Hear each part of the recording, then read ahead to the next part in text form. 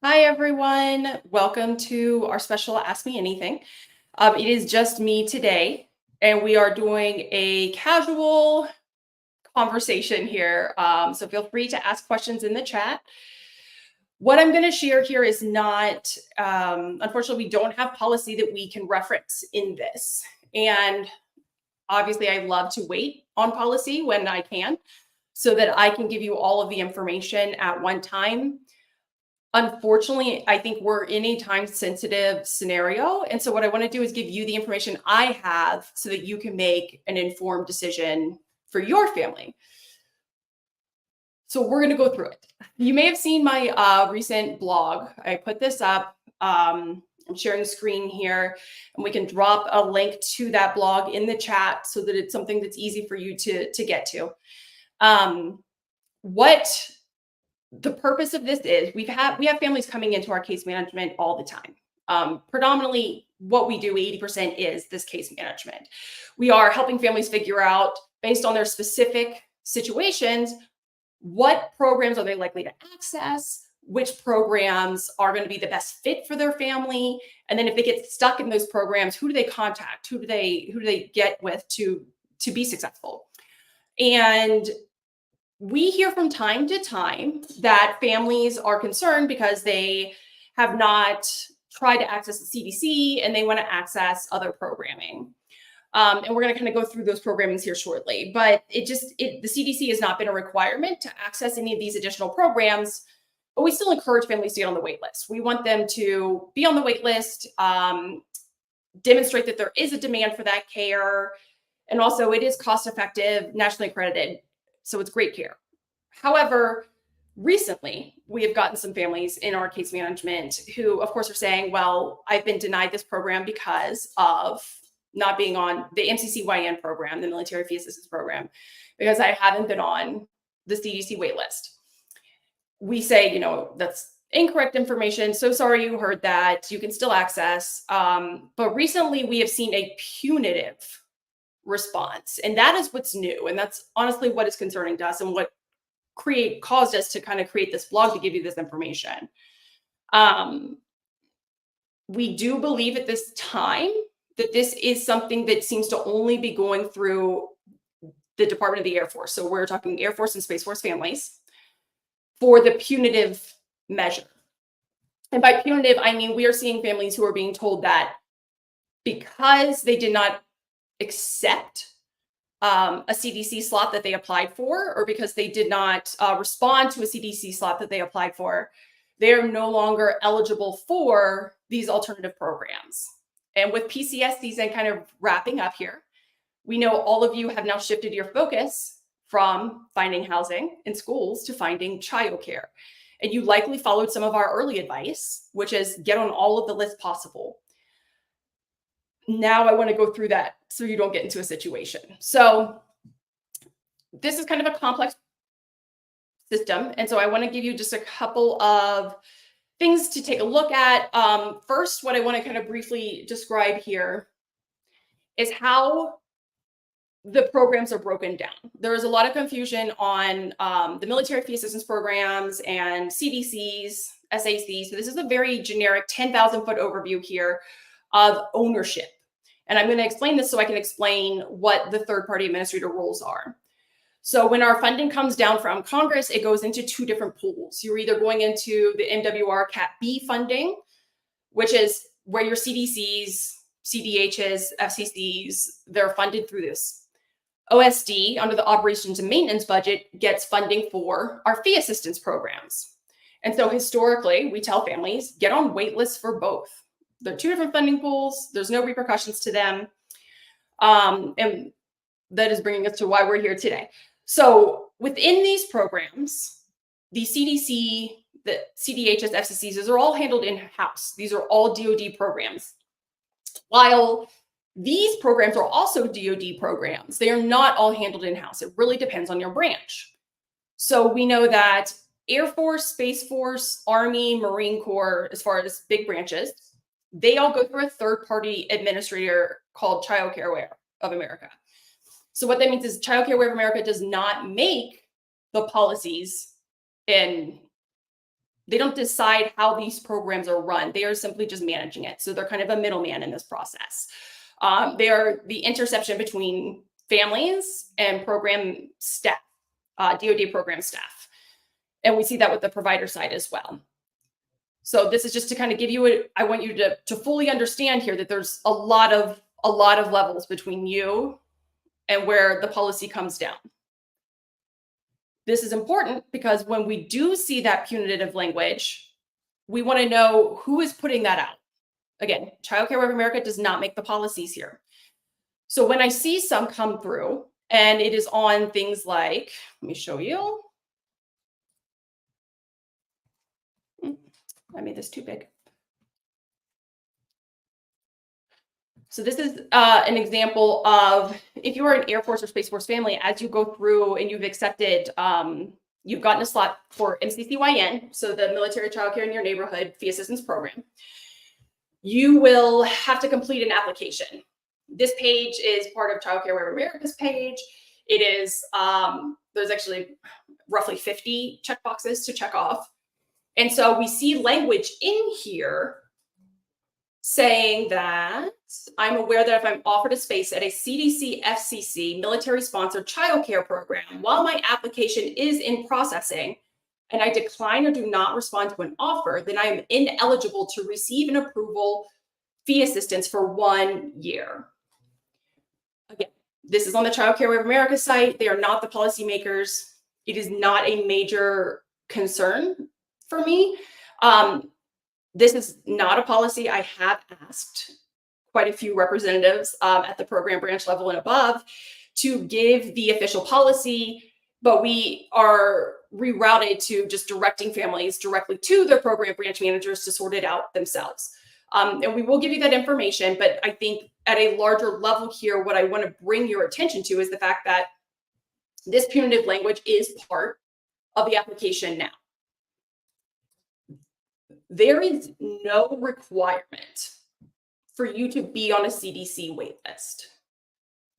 We encourage it. It is not required. I bring that up because I want you to think very carefully as we go through this on,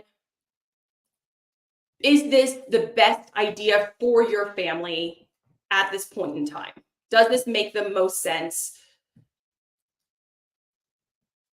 As far as there could be a potential repercussion if you do get on this wait list. So what I want to do also is show you the Army side.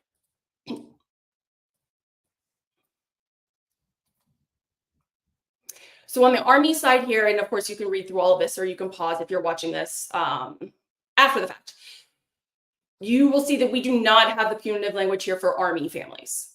We do have here that you must submit a copy of the statement of non-availability with your application. That is also not correct. You don't need to do that anymore, and I'll show you where you can find that reference. But it is not in the Army. This is what is leading us to believe it's the Department of the Air Force. Well, that in addition to the fact that we are seeing only Space Force and Air Force families coming in with this specific issue. So let me show you really quick now where you can find what you do need. So if you go to militarychildcare.com's website and then you drop under the MCCYN, which I can drop you a link here so that you'll have it.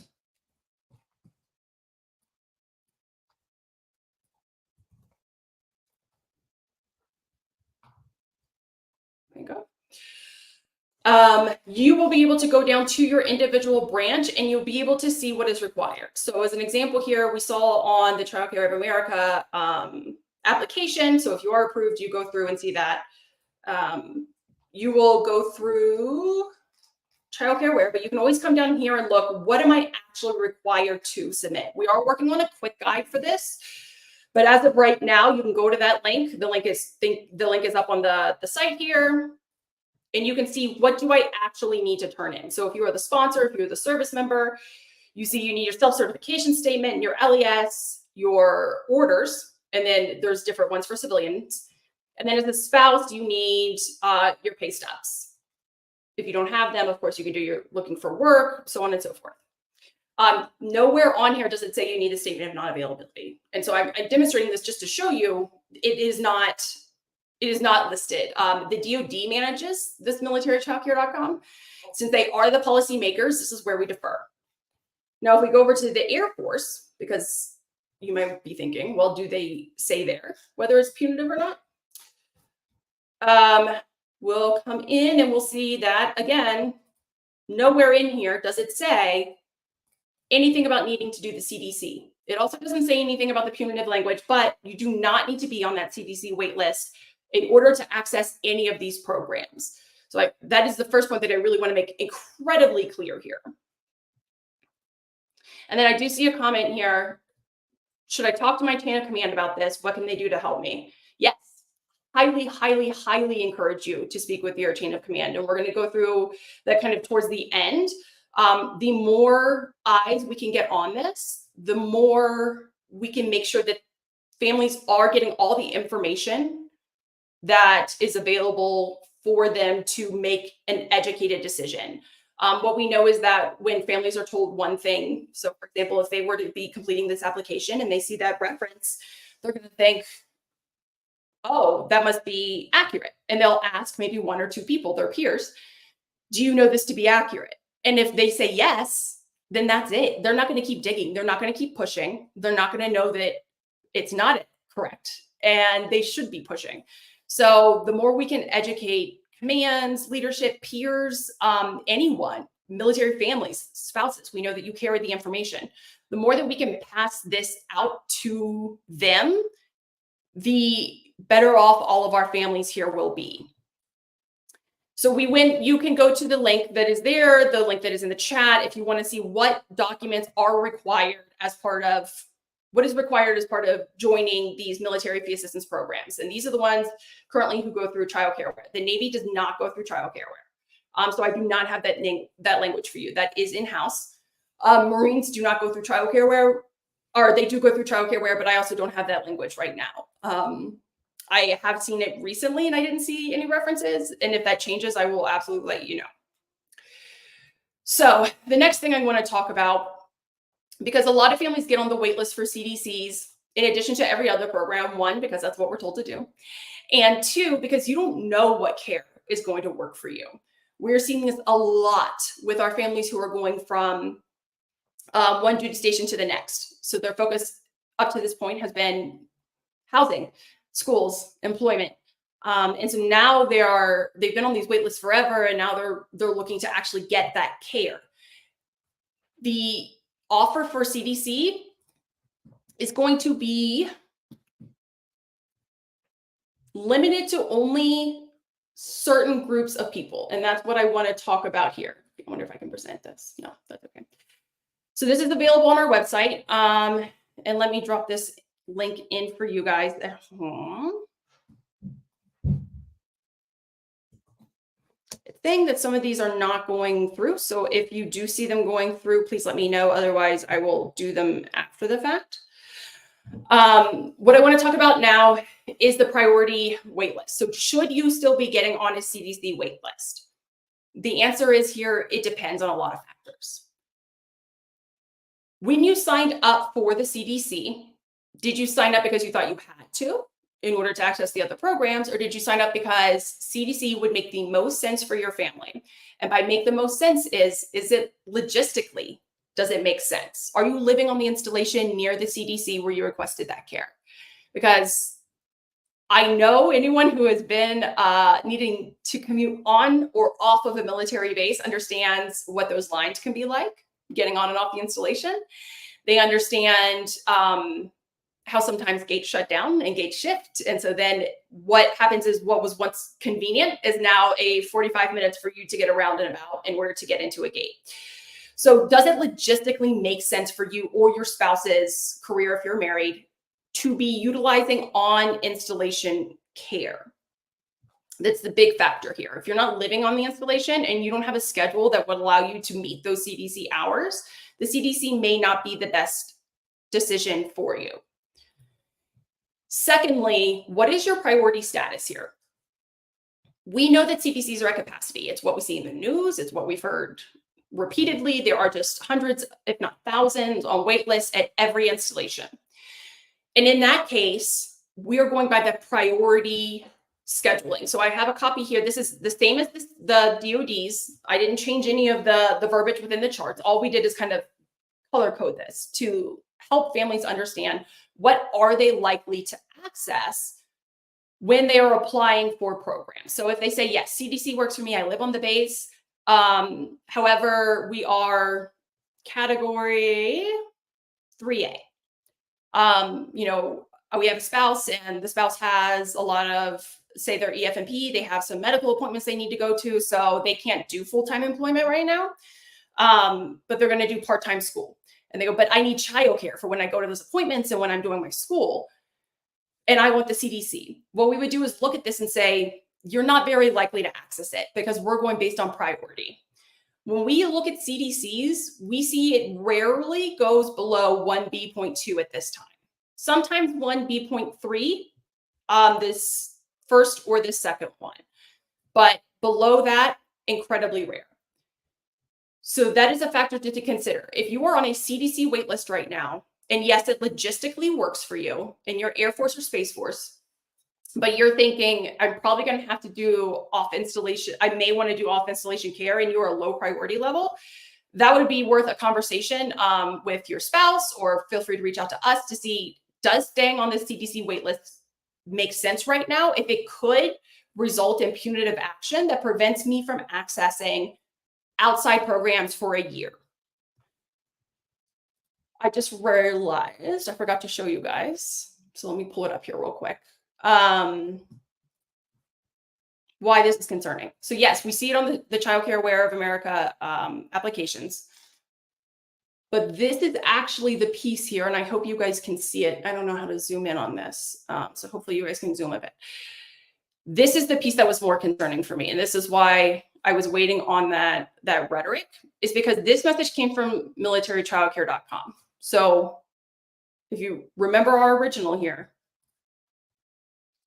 Child Care Aware of America is not on this list because they're a third-party administrator. So when they push things out, they should just be repeating what they hear from the program directors. The incorrect information in their application is not concerning. This is concerning because this does come from the DOD. To my knowledge, and from all the replies that I have gotten from DOD representatives, OSD representatives, this should not be happening. This is not policy. This is not standard, but it has not been issued. And so as a result, you need to act like it is real so that you're ready to respond to it. So pretend this is policy until we are told otherwise. So how do we respond to it? Great question. The direction that we have currently, which is what I expected, is that each family, after being denied access, should reach out to your program branch representatives. And if you've been in our case management, you likely already have their email addresses. You should reach out to your program branch representatives to question and ask for an exception to policy. I wanted to do this live because nowhere in this email does it say that. I know this is not the whole email because I had to block out some names, but nowhere in this email does it say it. Nowhere in the emails that we see come through here does it say reach out to your program branch manager. It's just something you're supposed to know. You're supposed to know that it's not accurate. You're supposed to know who to contact. You're supposed to know what to say. And to be honest and fair, that's a lot to expect of someone who is just trying to access a military fee assistance program. So I'm going to go ahead and drop all of those email addresses in the chat. So you have them. This is by branch. I want to change this one.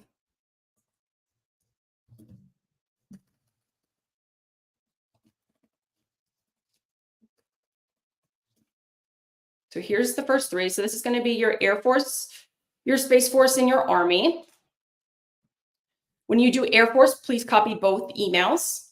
When you do Space Force, please copy both the Space Force email address as well as the to Air Force. And when you do Army, you should be able to do just that one. And let me get you the remainder of the branches.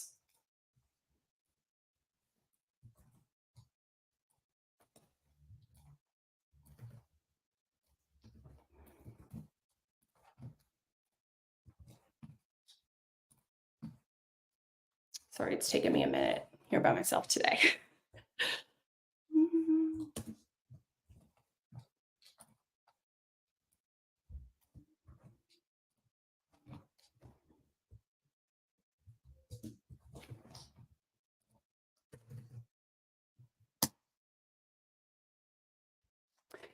So these are the emails for the program branch points of contact.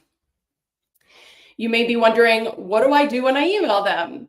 Feel free to both reference the fact that the CDC or this punitive language is not part of any of the requirements here on militarychildcare.com, which is where we're going to assume that our policy is coming down from on childcare, since this is the central intake and point of contact for all childcare questions and programs. Reference this, reference what you saw, reference what you did, and then ask for assistance. You are always welcome to copy us in on any of these emails. We use this one.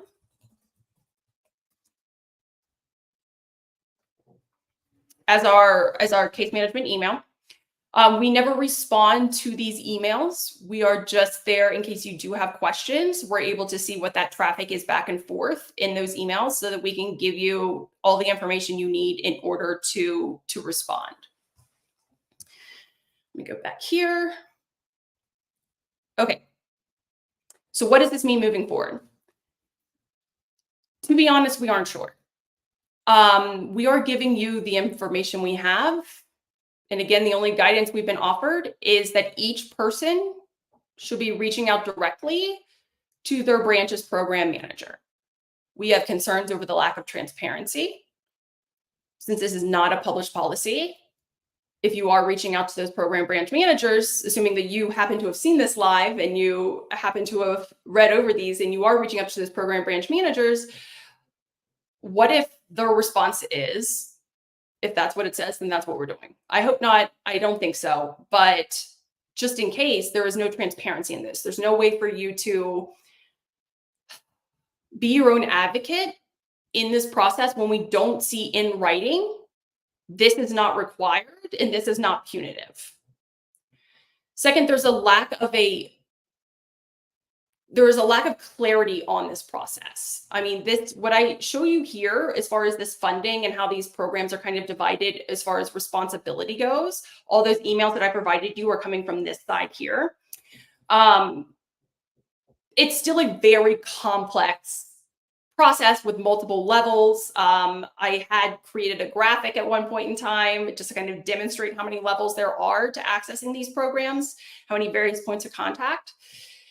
And you as families trying to access this program, you as leaders who are trying to guide families in this program, you may not be a subject matter expert in the military child care programs. And so the lack of clarity on this process, the lack of published step-by-step access points to this program will make it really difficult for you to request your exceptions to policy. You're likely going to be sending them, if you're in all the branches that are not in-house, so everything but Navy, you are likely going to be sending them to Child Care Aware, and Child Care Aware is going to send them to program branch managers, which means there's entire conversations happening behind closed doors that you're not a part of, you're not copied on. And so you can't offer any kind of additional rhetoric. That is why we encourage you to email them directly. And of course, you can always copy us in. And then we always encourage copying Child Care Aware in as well, just for complete transparency. This does, and is one of the larger burdens that we see in program access, is that families take on the administrative burden of these programs. It is up to you to know and understand that this is either correct or incorrect. It's up to you to know who to contact. It's up to you to know what to say. And it's up to you to know what kind of timelines you should be anticipating in this. And that's a heavy burden. So we've had a few families reach out to us since we put out the blog saying that they were also denied fee assistance. They have found alternatives, options. One just quit their job since she couldn't have CDC or MCCYN. So she, as the spouse, just quit because that was the only solution she had at the time. She didn't know that there were additional steps. I'm certain there are other families who have been in similar situations. So if you do need help in determining what's best for your family, say you're on the CDC waitlist right now, in addition to the other programs, you are Air Force or Space Force, and you're not sure if CDC is right for you, and now you're worried about what do, you are more than welcome to reach out to us. You can use that support email address that I dropped in the chat there, and we can have conversations. You can attend any of our internal Ask Me Anythings. We can set you up with a case manager to kind of walk through the steps and see what makes the most sense here. Secondarily, if you are someone in a leadership position and you would like us to this is a very high overview of these programs. If you would like a rundown of what this means for your specific service members, whatever branch or states that they're in, we're happy to do that as well. So for that, you can reach out to that same email address. If you have seen this and now you think I need to do an exception to policy because I do need access to this and I have been told this, but you don't know how to write this, you can still reach out to us, same email address, and say, I need help. I need help with an exception to policy. I don't understand. Any of those things will work, and we will work with you one-on-one to figure out what this should say, what it should look like. Our point here is that you're not alone in this process. We have an entire team of people. We have new resources being developed constantly to kind of bridge this gap here of what are the websites saying, what are families hearing, and then what is their experience. And so we're here to help you in that interim piece. I don't see any other questions in the chat box right now. Okay, so I think I think we're at our conclusion here. If there are additional questions after this live is over, it's going to go into our YouTube, it'll go onto our Facebook. I think I'm working on getting it onto our LinkedIn. Feel free to drop these chats or the questions about this program in, and I will come through and I'll try to answer them to the best of my ability. You'll see here across the banner is our entrance to case management. So if more than one of these areas apply to you, or if maybe none of these apply to you, but you do still need help navigating childcare, you can enter our case management here. We do still have our capacity banner up because we are right there at capacity. What that means is not that we will not get to you. It just means we cannot guarantee the 48-hour turnaround time that we generally guarantee. It might be a little bit longer. If you're in an urgent situation, childcare emergency situation, you can reach out to us at the, I'll put that in the chat as well, and it will go to everybody, is info@occproject.org. That gets to us pretty quickly. Okay, I will see you guys on the other side in the chat boxes and in the case management. Thank you so much for coming.